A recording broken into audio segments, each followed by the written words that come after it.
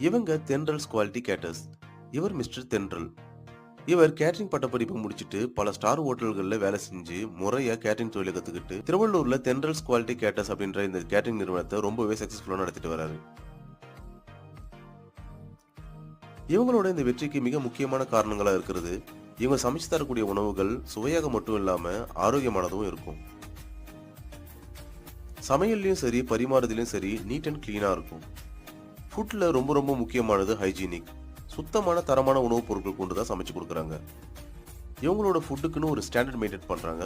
இந்த விஷயங்கள்ல zero compromise. எக்காரணத்தை கொண்டு விட்டு கொடுக்கறது இல்ல.